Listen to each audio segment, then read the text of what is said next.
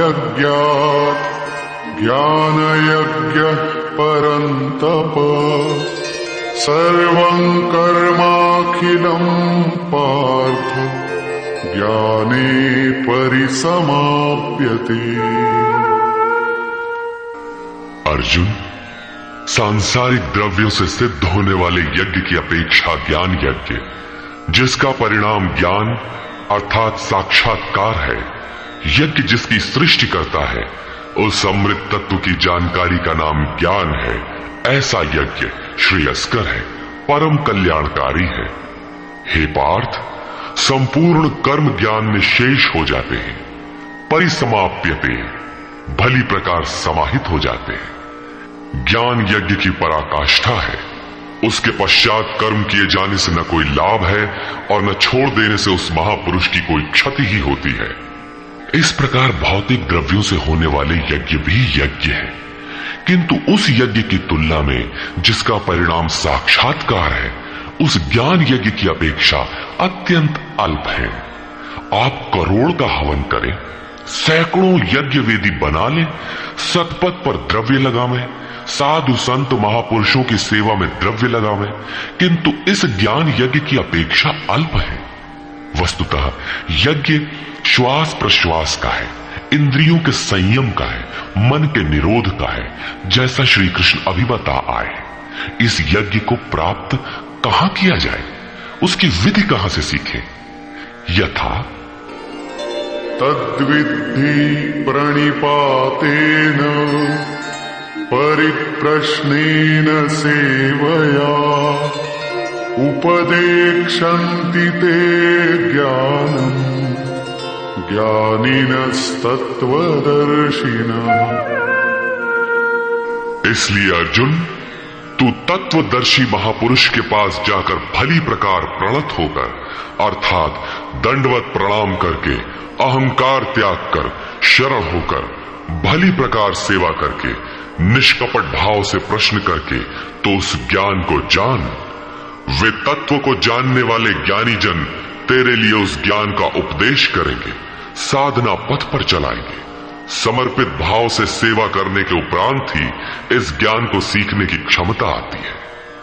तत्वदर्शी महापुरुष परम तत्व परमात्मा का प्रत्यक्ष दिग्दर्शन करने वाले हैं। वे यज्ञ की विधि विशेष के ज्ञाता हैं और वही आपको भी सिखाएंगे। यदि अन्य यज्ञ होता तो ज्ञानी तत्वदर्शी की क्या आवश्यकता थी? स्वयं भगवान के सामने ही तो अर्जुन खड़ा था, भगवान उसे तत्वदर्शी के पास क्यों भेजते हैं? वस्तुतः श्री कृष्ण एक योगी थे। उनका आशय है कि आज तो अनुरागी अर्जुन मेरे समक्ष उपस्थित है, भविष्य में अनुरागियों को कहीं भ्रम न हो जाए कि श्री कृष्ण तो चले गए, अब किसकी शरण जाए। इसलिए उन्होंने स्पष्ट किया कि तत्वदर्शी के पास जाओ, वे ज्ञानी जन तुझे उपदेश देंगे और यज्ञात्वा न पुनर्मोहम् एवं यास्यसि पांडव येन भूतान्यशेषेण द्रक्ष्यस्यात्मन्यथो मयि। उस ज्ञान को उनके द्वारा समझकर तू इस प्रकार फिर कभी मोह को प्राप्त नहीं होगा। उनसे दी गई जानकारी के द्वारा उस पर चलते हुए तू अपनी आत्मा के अंतर्गत संपूर्ण भूतों को देखेगा, अर्थात सभी प्राणियों में इसी आत्मा का प्रसार देखेगा। जब सर्वत्र एक ही आत्मा के प्रसार को देखने की क्षमता आ जाएगी, उसके पश्चात तू मुझ में प्रवेश करेगा। अतः उस परमात्मा को पाने का साधन तत्व स्थित महापुरुष के द्वारा है। ज्ञान के संबंध में, धर्म और शाश्वत सत्य के संबंध में श्री कृष्ण के अनुसार किसी तत्वदर्शी से ही पूछने का विधान है।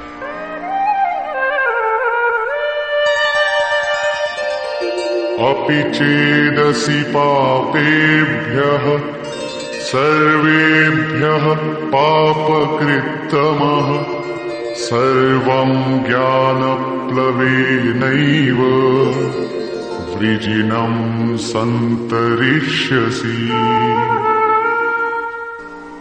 यदि तू सब पापियों से भी अधिक पाप करने वाला है तब भी ज्ञान रूपी नौका द्वारा सभी पापों से निस्संदेह भली प्रकार तर जाएगा।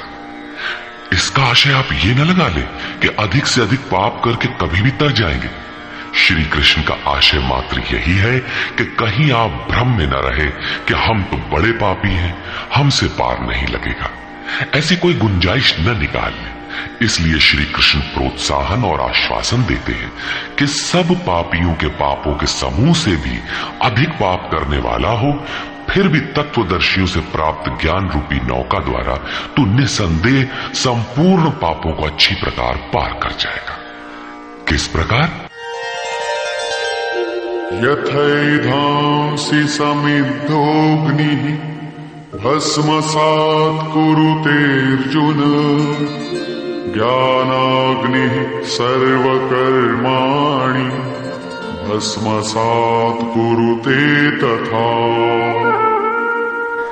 अर्जुन, जिस प्रकार प्रज्वलित अग्नि ईंधन को भस्म कर देता है, ठीक उसी प्रकार ज्ञान रूपी अग्नि संपूर्ण कर्मों को भस्म कर देता है।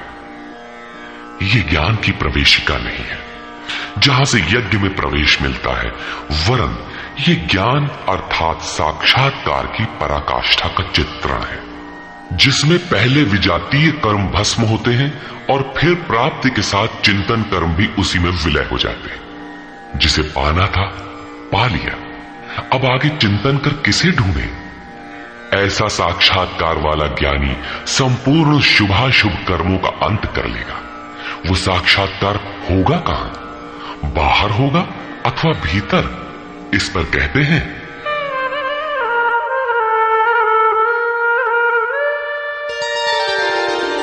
नहि ज्ञानेन सदृशं पवित्रमिह विद्यते तत्स्वयं योग संसिद्धः कालेनात्मनि विन्दति। इस संसार में ज्ञान के समान पवित्र करने वाला निसंदेह कुछ भी नहीं है।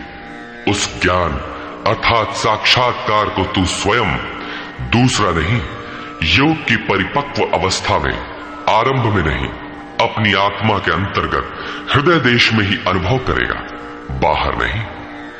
इस ज्ञान के लिए कौन सी योग्यताएं अपेक्षित है? योगेश्वर के ही शब्दों में